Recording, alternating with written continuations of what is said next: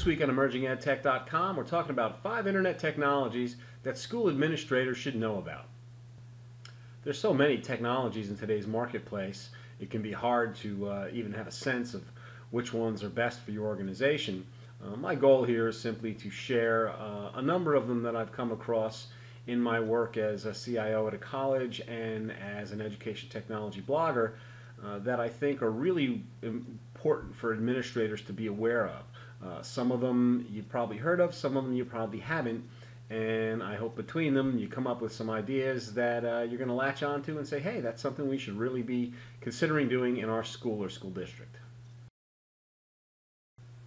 Alright, the first technology I want to discuss is classroom management software.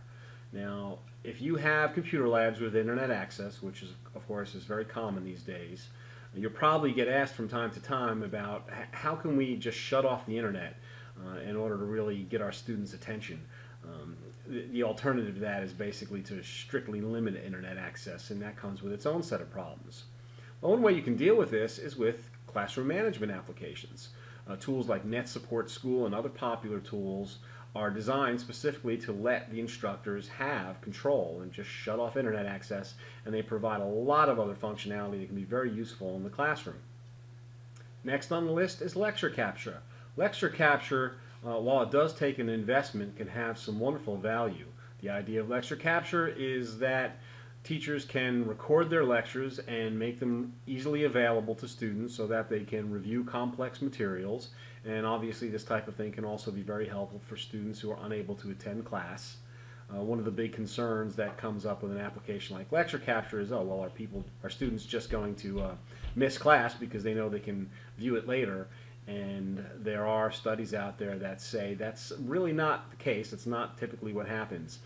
So the advantages outweigh those types of concerns. And this is something you can grow into gradually, and it's worth knowing about and worth considering for your school. And the third item on my list is parent portals. I love the idea of a parent portal. The district that I live in recently introduced the parent portal using the School Tool application, and all my kids go to different schools in the district, but for each one of them at the same place, I can go and see what their schedules are, who their teachers are. I can contact their teachers. As grades are rolled out at the end of each term, they're going to accumulate there. This type of information is going to be available for the long haul. There's a lot of other functionality there and being added as the teachers and administrators get more comfortable with the functionality there. And I think this type of application is really just going to become standard, particularly in K-12 education here in the U.S. and hopefully elsewhere in the world. I think it's a great idea, and again, something to really be aware of and consider for your school. Okay, next on the list is software as a service. Software as a service is becoming really common. You've probably heard this term. This is really a back office thing, something that the end users wouldn't even know was there if it's done well, and that's part of the idea. But by using web-based hosted applications in the cloud, we're all hearing about the cloud, it's just got tremendous potential. When it's done right, it's really valuable. It makes things much easier for your support staff. They don't have to worry about managing the servers and that type of thing, and can focus on other needs. In many cases, you can save money in the long haul, particularly in terms of total cost of ownership. You get improved flexibility. You can grow more easily. When upgrades are done, you don't have to do them. They're done by the provider. There's just so many benefits to software as a service when it is done well. It's absolutely something that you need to be aware of and to consider as you're migrating new applications, considering new applications, and so on. And last, but certainly not least, is Skype.